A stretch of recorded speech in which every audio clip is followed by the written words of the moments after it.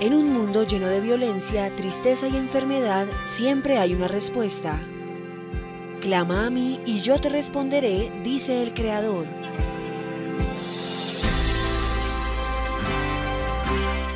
El Tabernáculo de la Fe presenta un mensaje de esperanza. Así que, amados hermanos, podemos entrar con valentía en el lugar santísimo del cielo por causa de la sangre de Jesús. Por su muerte, Jesús abrió un nuevo camino, un camino que da vida a través de la cortina al lugar santísimo. Ya que tenemos un gran sumo sacerdote que gobierna la casa de Dios, entremos directamente a la presencia de Dios con corazón sincero y con plena confianza en Él, pues nuestra conciencia culpable ha sido rociada con la sangre de Cristo a fin de purificarnos, y nuestro cuerpo ha sido lavado con agua pura. Mantengámonos firmes, sin titubear, en la presencia que afirmamos, porque se puede confiar en que Dios cumplirá su promesa. Pensemos en maneras de motivarnos unos a otros a realizar actos de amor y buenas acciones. Y no dejemos de congregarnos, como lo hacen algunos, sino animémonos unos a otros, sobre todo ahora que el día de su regreso se acerca. Hemos estado estudiando el libro de los Hebreos, aunque ha habido recesos por las actividades que hemos tenido. Dijimos que el capítulo 1, los primeros 3 versículos son muy especiales de los Hebreos. Nos habla de lo que Dios ha hablado, de muchas maneras, de muchas formas, en otros tiempos, y todo lo que Dios ha dicho es la verdad. Nunca el Señor va a decir nada que no sea precisamente eso, la verdad. Y estamos desafiados muy especialmente a vivir en la verdad, conocer la verdad, vivir la verdad y defender la verdad. Como mencionábamos en días pasados, Jesucristo, cuando estaba frente a Poncio Pilatos y en ese diálogo con él, Jesús dio esta declaración. ¿Recuerdan? ¿Para qué ha venido el Señor Jesús? Él ha venido para dar testimonio de la verdad. Él es la verdad. Y realmente, como lo hemos pensado, quien fue sentenciado en la cruz fue la verdad. La verdad, y la verdad ha sido sentenciada. La verdad buscan destruirla, terminarla. Y en esta época que nos encontramos, que denominamos, o mejor, denomina el mundo la posverdad.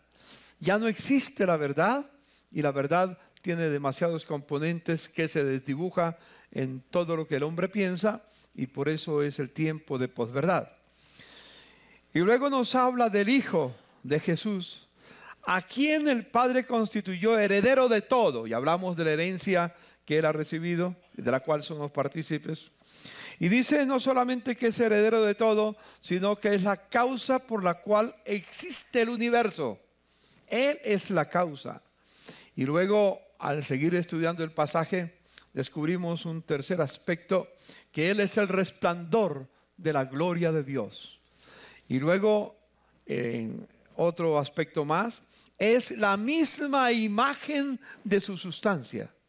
Él no es algo que se parece, es la misma esencia de Dios, mostrando la divinidad de Jesucristo. Pero luego dice algo más. No solamente Él es el heredero de todo, es la causa por la cual existe el universo, es el resplandor de la gloria de Dios, es la misma imagen de su sustancia, sino es quien sustenta todas las cosas por la palabra, con la palabra de su poder. El universo se sostiene por el poder de nuestro Señor Jesucristo. Realmente, para el mundo, dar esas declaraciones le es completamente difícil entenderlo, pero para nosotros que defendemos la verdad es parte de nuestra vida.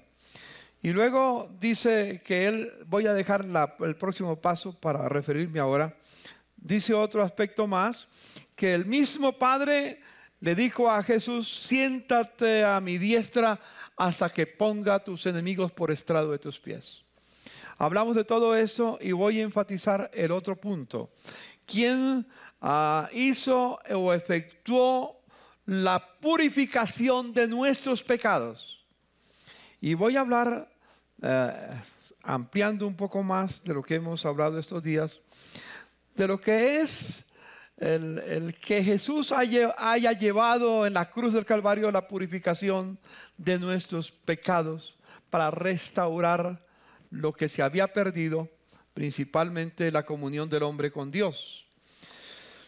Y estaba recordando, pensando en todo este proceso, este trabajo, estaba recordando un pasaje de las Escrituras. Dice el apóstol San Pablo, pues no me envió Cristo a bautizar, aunque el bautismo es importante, es necesario, y esperamos que los que no se han bautizado entiendan la importancia del bautismo en la vida, pero no es el tema, solo que lo entiendan. Pablo tenía algo muy en mente. Los discípulos, los que estaban con él, bautizaban, pero él se dedicó a predicar el evangelio, no con sabiduría de palabras, para que no se haga vana la cruz de Cristo, porque cuando uno comienza a hablar y piensa que son las palabras nuestras las que convencen, no son nuestras palabras las que convencen.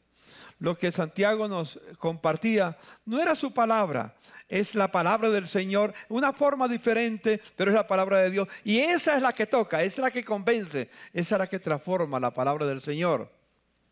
Y dice, para que no se haga vana la cruz de Cristo. Cristo, poder y sabiduría de Dios. Y quiero enfatizar el versículo siguiente, dígalo, léanlo conmigo. Porque la palabra de la cruz es locura a los que se pierden, pero a los que se salvan, esto es a nosotros, es poder de Dios. ¿Han pensado que ese mensaje de Jesús, lo que se habla de la cruz, es locura a los que se pierden? Aquellos que no conocen al Señor, hablarles de la cruz, hablarles de aquel que murió en la cruz, es locura, es tonto. No tiene sentido para sus vidas.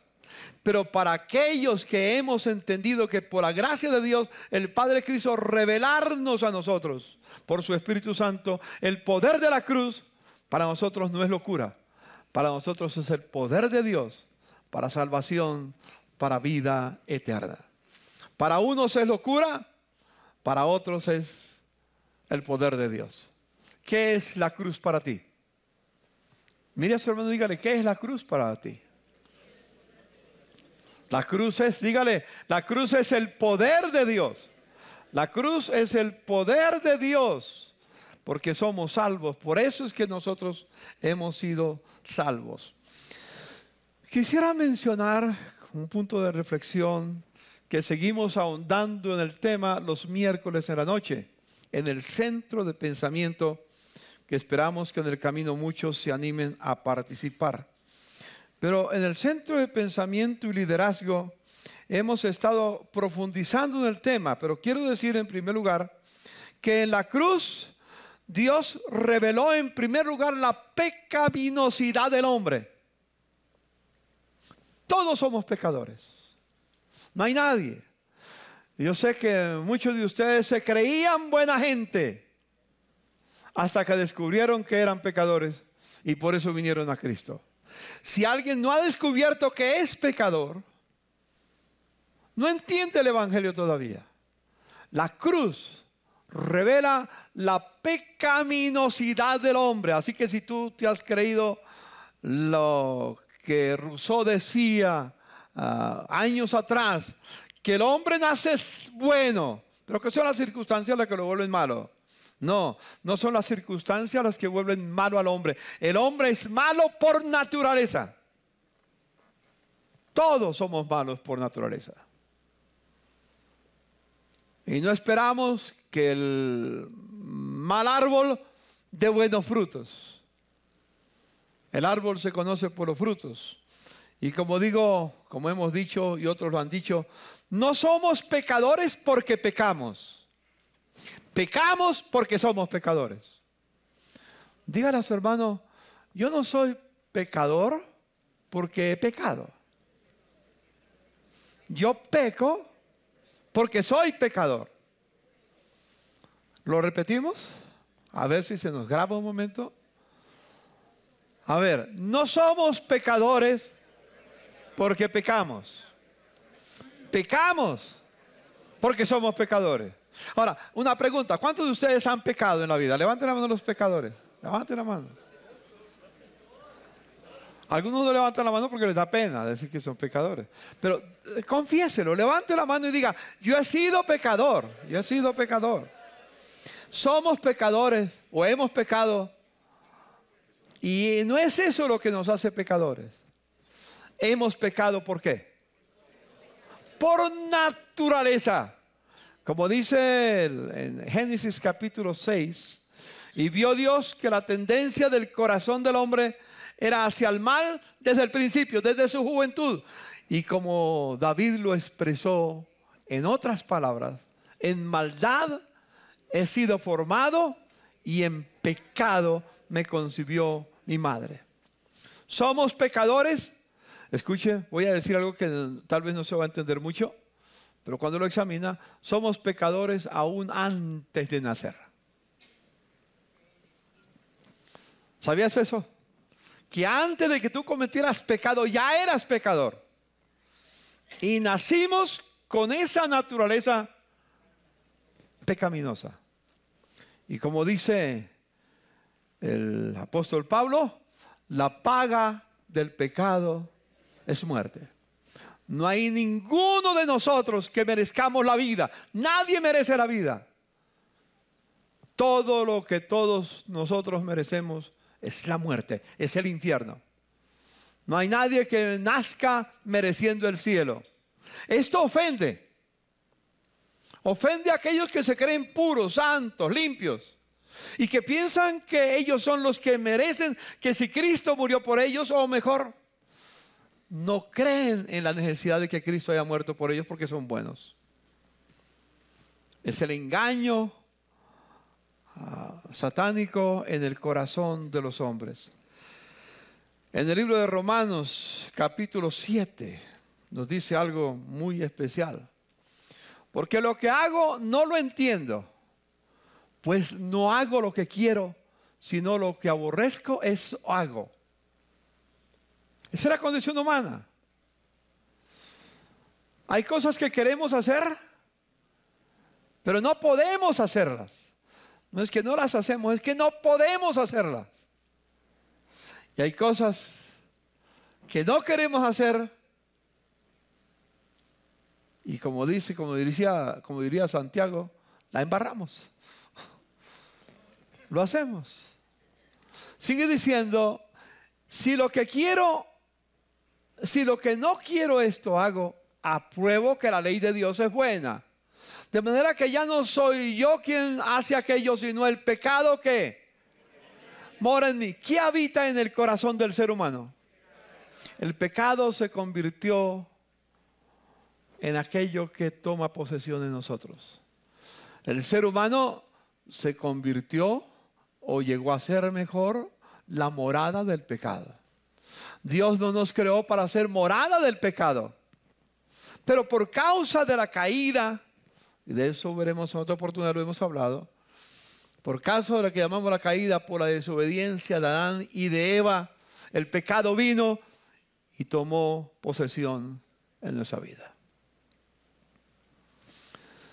De manera que ya no soy yo quien hace aquello, sino el pecado que habita en mí.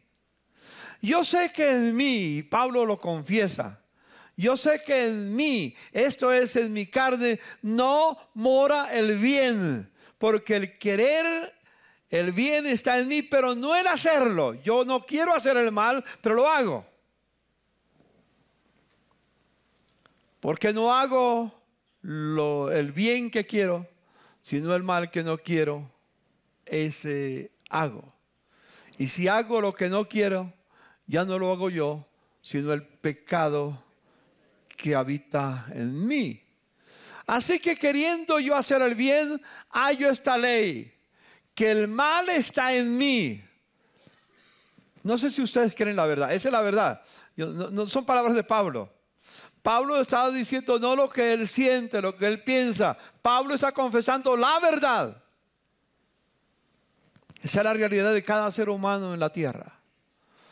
Porque según el hombre interior, uno quiere agradar a Dios. Pero hay otra ley en nuestros miembros que se rebela contra la ley de mi mente y que me lleva cautivo a la ley del pecado que está en mis miembros. Y pega un grito Pablo: miserable de mí, ¿quién me librará de este cuerpo de muerte?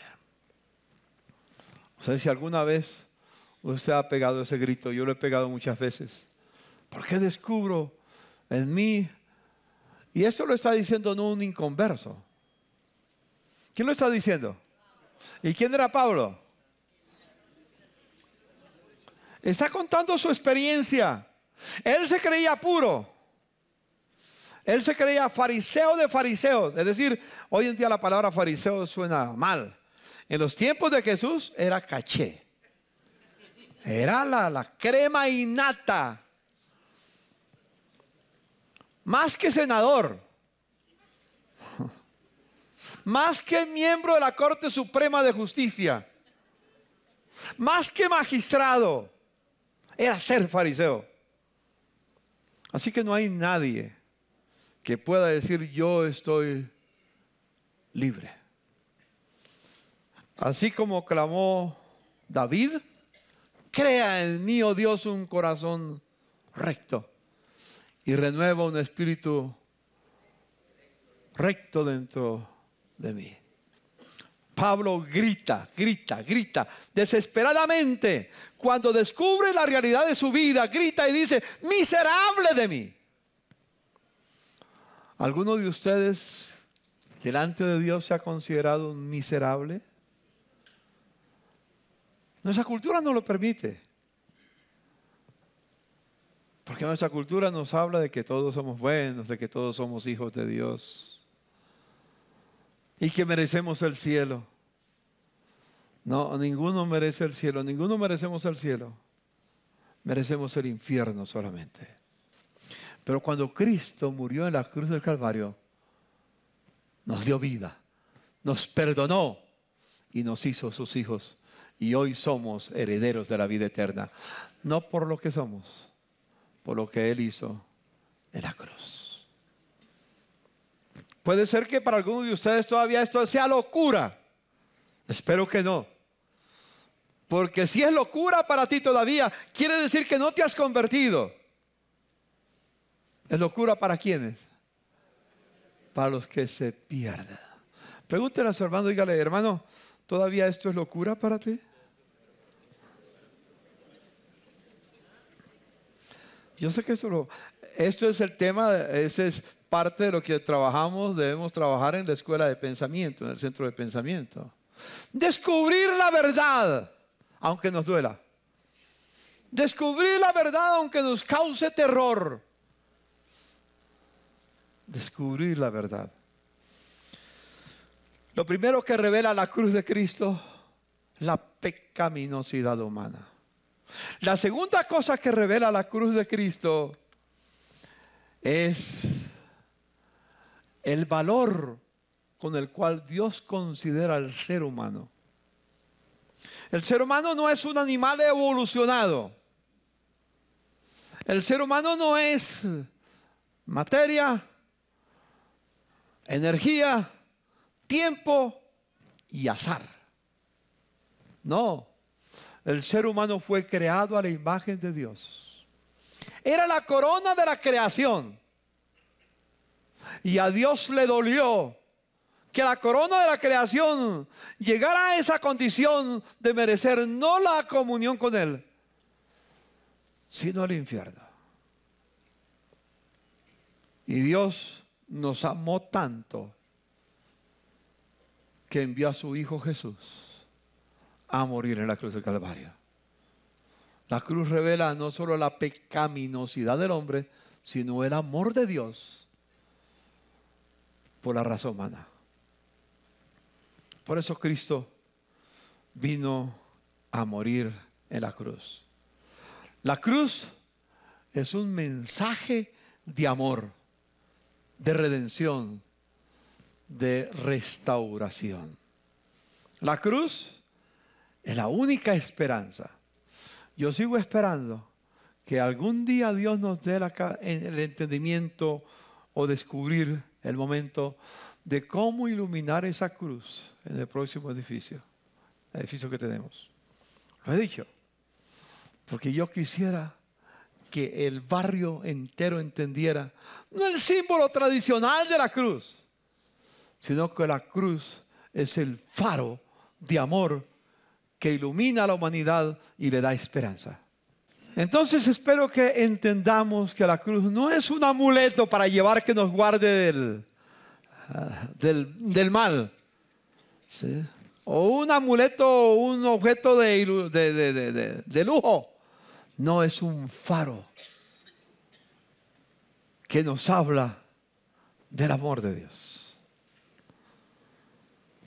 Ahora, por eso dice el mismo apóstol en ese capítulo de Hebreos, es que cada expresión tiene tanta profundidad que después de llevar a cabo la purificación de nuestros pecados, mis pecados ya han sido perdonados. Él llevó a cabo la purificación y me perdonó. Y espero que todos nosotros lo entendamos así. Mira a tu hermano y dígale, Él llevó en la cruz mis pecados. Él no fue un mártir, fue un sustituto. Murió en mi lugar. Así que la cruz no solo refleja o revela la pecaminosidad humana, que hizo que Dios mismo, el Padre, enviara lo más valioso que tenía a su lado desde la eternidad, su propio Hijo, a morir por nosotros. No envió un ángel, no envió un arcángel, envió a su propio Hijo, porque no había otra forma de purificar nuestros pecados, de perdonar, solo con su sangre derramada en la cruz. Y es la muestra de amor más grande que Dios ha tenido para con la raza humana, especialmente para con nosotros. Y ese es el mensaje que el apóstol recibió de parte del Señor. Ese es el mensaje que el Señor le dio a los discípulos: vayan por toda la tierra y anuncien este mensaje, el mensaje de la cruz. Por eso Pablo decía, el bautismo es importante, pero otros lo van a hacer. Yo me voy a dedicar a anunciar la cruz de Cristo. Es tan vital la cruz del Señor que no hay reemplazo para ella. ¿Qué significa entonces o cuál es el alcance de la obra del Señor en la cruz del Calvario? ¿Cuál es el alcance? Miramos algunas cosas especiales que tengo en la Escritura. Voy a invitarles entonces a que abran sus Biblias al libro de Colosenses, para que podamos empezar a ver cuál es el alcance de la obra de Cristo. No solo Él nos muestra a través de la cruz, nos muestra la pecaminosidad del ser humano, sino que nos manifiesta el amor de Dios para con nosotros. Pero en ese amor de Dios, Dios nos revela algo muy importante. Cuando Dios creó al hombre, lo creó con un propósito, con un plan. Ese plan, a causa del pecado, quedó pendiente. No se pudo llevar a cabo en ejecución el plan del Señor porque el pecado lo impidió. Es lo que llamamos el mandato creacional. ¿Qué fue lo que Dios tenía en mente cuando creó al hombre? Si ustedes leen Génesis capítulo 1, versos 26 al 28, o mejor, pueden ir hasta el capítulo 2 completo y van a encontrar varias cosas. Él, cuando creó al ser humano, les dio un mandamiento. Les dijo: creced, multiplicaos, llenad la tierra, tomen dominio de ella. No solamente crecer y multiplicados, sino tomar dominio de la creación. Interesante, ¿no es cierto? Tomar dominio de la creación, sojuzgarla.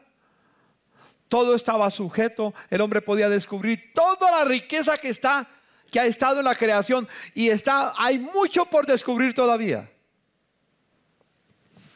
Hay mucho por descubrir todavía, y esperamos que antes que venga el Señor, aquellas cosas que Dios quiere que se descubran, algunos de nuestros jóvenes sean capaces de descubrirlas. Es un reto para nuestra juventud. Es un reto, no están allí. Hoy en día uno de los problemas que tenemos en la juventud es que la juventud ya no piensa. No necesita pensar, porque si va a hacer una tarea, simplemente busca al maestro Google y copia y pega y presenta ya todo. Ya no piensa. Faber, tú que estás en los Andes, sabes como parte del cuerpo. Tú sabes lo que significa eso en la juventud. Ya la juventud no piensa, no tiene que pensar, no necesita pensar. Y cuando llegamos a la casa del Señor, al Señor, tampoco pensamos. Ya, como lo hemos dicho, el pueblo de Dios puede amar a Dios con su corazón, pero no con su mente. Y como lo hemos dicho, muchos cristianos, la mayoría de los cristianos, tenemos un corazón convertido, pero una mente inconversa. Porque no pensamos los pensamientos de Dios. No pensamos en la verdad. Pensamos en lo que el humanismo, con todas sus ramificaciones que ha ido creciendo, nos enseña. Lo he dicho en varias oportunidades, sigo diciéndoles que el centro de pensamiento cristiano tiene un propósito especial: que los cristianos usemos la mente para proclamar la verdad, para vivir la verdad. Implica esfuerzo. Como dice Rabbi Zacarías en su escuela, en su mensaje, en su filosofía, en su declaración, Rabbi Zacarías dice: mi labor, especialmente en su programa Pensemos, dice: Pensemos está creado para enseñar a los creyentes a pensar y a los pensadores a creer. Debemos los cristianos de aprender a amar a Dios con todo nuestro corazón. De esto vamos a seguir ampliando en el camino, pero quiero llegar a un punto importante. En el libro de Colosenses, capítulo 1, que es el pasaje que les he dicho, hablando de lo que Cristo hizo en la cruz del Calvario, para abreviar, vamos a leer el versículo 13, o va el 12. Con gozo dando gracias al Padre que nos hizo aptos para participar de la herencia de los santos en luz, el cual nos ha librado de la potestad de las tinieblas y trasladado al reino de su amado Hijo. Antes de tener a Cristo, estaba bajo la potestad de las tinieblas. Pero cuando Cristo vino a nuestra vida, nos trasladó lo que hemos llamado del reino de las tinieblas al reino de la luz. Nos trasladó. Y dice: en quien tenemos de su amado Hijo, en quien tenemos redención por su sangre, el perdón de pecados. Vuelve y habla de que Él hizo la redención por nosotros en la cruz del Calvario. Y sigue diciendo lo siguiente: Él es la imagen del Dios invisible, el primogénito, el más excelente de toda la creación. Porque en Él, en Jesús, el Hijo, fueron creadas todas las cosas, las que hay en los cielos, las que hay en la tierra, visibles e invisibles, sean tronos, sean dominios, sean principados, sean potestades. Todo fue creado por medio de Él y para Él. Como dice Romanos 11:33, porque de Él y por Él y para Él son todas las cosas. Él es antes de todas las cosas y todas las cosas en Él subsisten. Vuelve y enfatiza lo que dice Hebreos 1. Él es la cabeza del cuerpo, que es la iglesia, el que es el principio, el primogénito de entre los muertos, para que en todo tenga la preeminencia, por cuanto agradó al Padre, que en Él, en el Hijo, habitase toda plenitud. Y por medio de Él reconciliar consigo todas las cosas, así las que están en la tierra como las que están en los cielos, haciendo la paz mediante la sangre de su cruz. Jesús no derramó su sangre solo para salvarnos. Jesús derramó su sangre para reconciliar consigo todas las cosas, sean tronos, sean poderes, sean dominios, sea visible, sea invisible. La sangre de Cristo derramada en la cruz del Calvario tiene el poder de reconciliarnos con el propósito eterno de Dios. Todo. Me fascina el verso 20, haciendo la paz mediante la sangre que derramó en la cruz. Dentro del propósito eterno que Dios ha tenido, se fue desenvolviendo, se ha ido desenvolviendo. Los planes de Dios nunca van a dejar de cumplirse. El propósito creacional o el mandato creacional se va a cumplir. Si Dios no lo puede cumplir, entonces Dios es un Dios frustrado, que tenía un plan en mente y nunca lo pudo realizar. No, Él lo realizó en la cruz. En la cruz. Aquí voy a tocar un punto y espero que me pueda hacer entender con mis hermanos.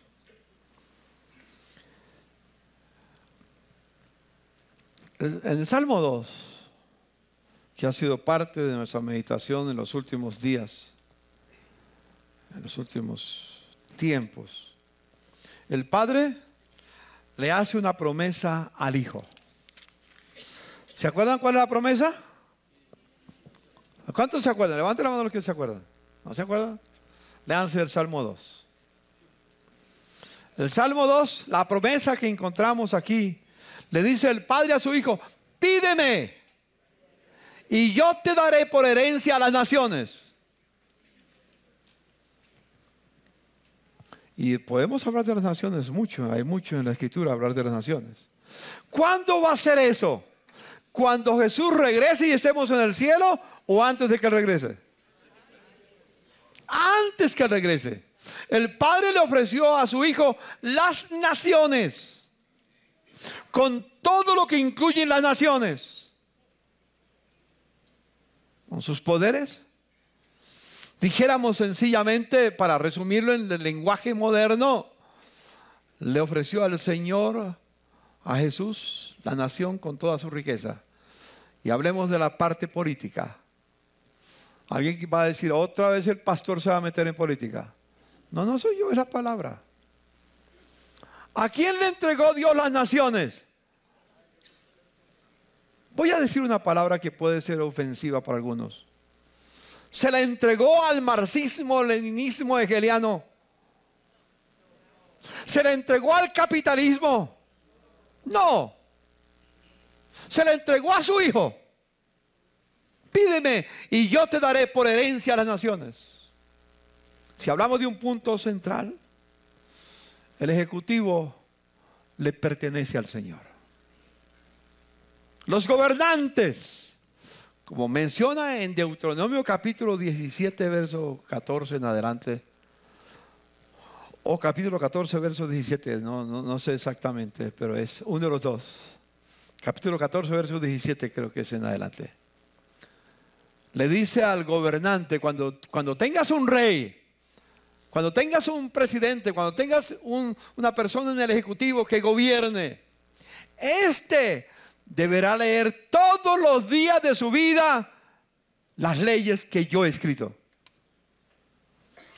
para que aprenda a gobernar. ¿Por qué tenemos problemas con los gobiernos? No solo en Colombia, en América Latina, en otros lugares. ¿Por qué? No conocen las Escrituras. No saben lo que Dios dice en su palabra. Y nunca podrán gobernar conforme a la palabra porque no la conocen. No la conocen. Pero Dios va a llevar un día en que el poder ejecutivo, el poder legislativo, el poder judicial va a llegar rendido a los pies de Jesucristo. En el pasado ha habido muchas oportunidades que eso ha pasado. En el año 312, en el siglo IV, todo un imperio poderoso reconoció que Jesucristo era el Señor y se rindió el imperio romano. Todo el imperio cayó rendido a los pies de Jesucristo. Desafortunadamente los hermanos no supieron. La iglesia en su momento no estaba preparada. Y paso a paso se fue abandonando y se volvió una religión. Y entonces abandonó y se corrompió la tierra. Cuando no se conoce, uno de los temas que ha habido muy interesante en estos días, que hace 8 días se le pidió al pueblo que se votara, es la ley, o digamos el proyecto anticorrupción. Y claro, en paréntesis yo quiero decirles 2, 3 cosas. Mucha gente dice que tiemblen los políticos ahora porque cerca de 12 millones de colombianos votan contra la corrupción. Déjenme decirles, hermanos, ese no fue un simple mensaje para los corruptos. Fue un mensaje también para la iglesia. Hermanos, si no hay un proceso de cambio en nuestra nación, dentro de pocos años, tendremos de Colombia una nueva Venezuela. Eso nos asusta. En estos días me mandaron el video de la marcha de la infamia. Es terrible la marcha de la infamia. Cómo los venezolanos tratando de escapar, tratando de salvar su vida, mujeres embarazadas, ancianos, jóvenes, todos tratando de subir al páramo. ¿Cómo se llama? ¿Pisca? ¿Cómo? El páramo de Berlín. A pie, caminando. Muchos han muerto huyendo de la situación que vive en Venezuela. Hermanos míos, no estamos jugando a la religión. Hay una amenaza contra toda América Latina. Lo vivió Cuba. Ha tratado de vivirlo Argentina. Ha tratado de vivirlo Brasil. Inclusive Perú. Ecuador. Lo vive Venezuela. Bolivia también. Y Colombia ha estado a puertas. Si Dios ha tenido compasión de nosotros, déjenme decirles una verdad. Una verdad. El Salvador de Colombia no es el presidente Duque. No, no es el presidente Duque. Maldito el hombre que pone confianza en el hombre y se olvida del Señor. el Salvador de Colombia es Jesucristo, que proclama la verdad del Señor. Proclama la verdad de Dios para todas las esferas. Hermanos, dejemos de pensar que el cielo nos pertenece a nosotros y la tierra al enemigo. No, los mansos, dijo Jesús, heredarán la tierra. Los mansos, los mansos. Por eso, cuando resucitó Jesús, le dijo a sus discípulos, parafraseando, seguro que él habló muchas cosas y no está todo escrito, pero con esa promesa que el Padre le hace, Jesús le dijo a sus discípulos, mi Padre me ha dado como herencia a las naciones. Les doy una orden. Vayan y hagan de las naciones mis discípulas. ¿Y cómo, Señor, la vamos a hacer? Todo lo que tienen que hacer es enséñenles lo que yo les he enseñado. Hermano, esta palabra no es un libro de historia, es la verdad. Dígale a su hermano, esta palabra, este libro, no es un libro de historia. Su contenido no es la historia. Tiene historia, pero ese no es el objetivo. Es mostrarnos la verdad. Y si queremos vivir en la verdad, debemos obedecer la palabra. Dígale a su hermano, hermano,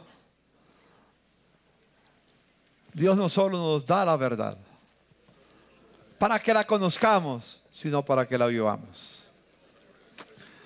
Los hermanos que están en el centro de pensamiento tienen una tarea para este próximo miércoles y para el resto de la vida. Hacer dos cosas con los 10 mandamientos. ¿Quiénes están en la escuela de pensamiento? Levanten la mano, levanten, muy bien. ¿Se acuerdan la tarea cuál es? Memorizar los 10 mandamientos. Éxodo 20, exacto.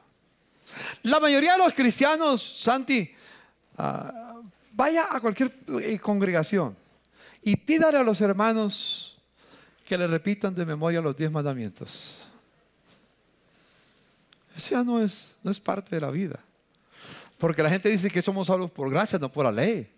Sí, somos salvos por gracia, no por la ley, pero no para violar la ley. Tenemos que memorizar y tenemos que hacer una segunda cosa. Si ustedes leen Josué capítulo 1, ¿qué le dijo el Señor a Josué? Debe no solo conocer la ley, sino meditar en ella de día y de noche. Y como dice el Salmo 1, bienaventurado el varón que no anduvo en consejo de malos, ni en silla de escarnecedores se ha sentado, sino que en la ley del Señor está su delicia, y en su ley medita de día y de noche. Nuestros jóvenes no quieren meditar en la ley de Dios. Yo pido al Señor que en nuestros centros educativos cristianos enseñemos la importancia de la ley de Dios y que nuestra juventud aprenda a meditar. Como dice la palabra, así no te apartarás ni a derecha ni a izquierda. Todo te saldrá bien y todo lo que hagas prosperará. Hermanos, eso es parte de la obra de Cristo en la cruz del Calvario. Esto es locura a los que se pierden, pero para nosotros es el secreto de vivir en el poder de Dios y de dejarle a las próximas generaciones una nación donde puedan vivir en paz. La paz no se firma.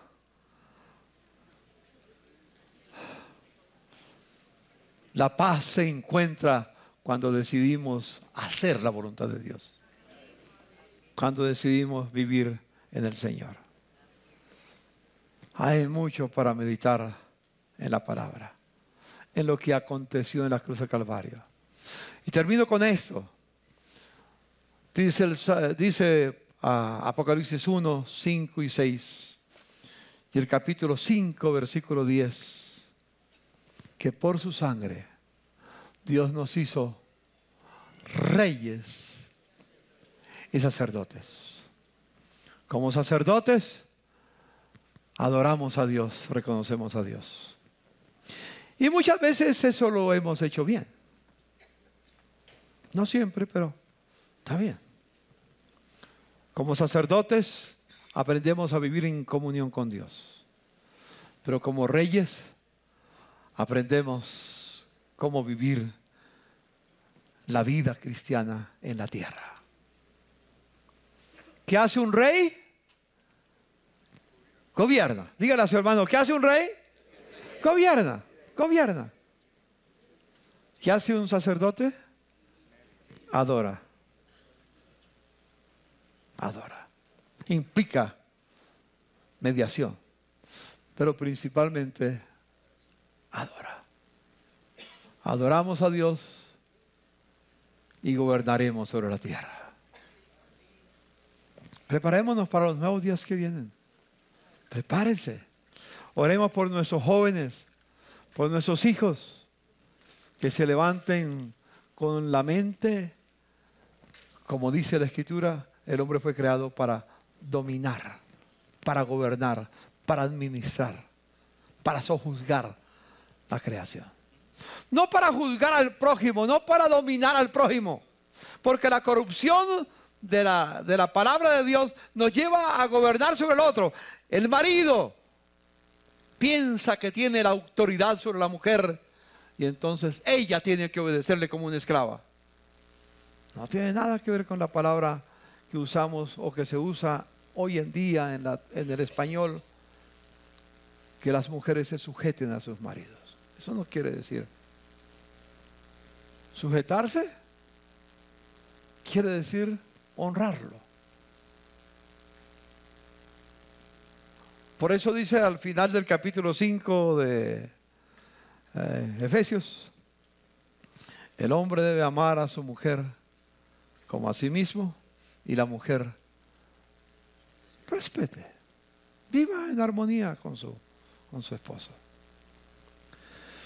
Hermanos, que Dios nos ayude para entender el valor de la obra de Cristo en la cruz del Calvario. Él nos redimió. Y vamos a ver en el futuro no lejano, vamos a ver naciones transformadas, vidas redimidas y culturas rescatadas también. Esta palabra va a penetrar en la cultura y la cultura va a reflejar el amor de Dios, la gracia de Dios, la sabiduría de Dios. Bendigo a los artistas.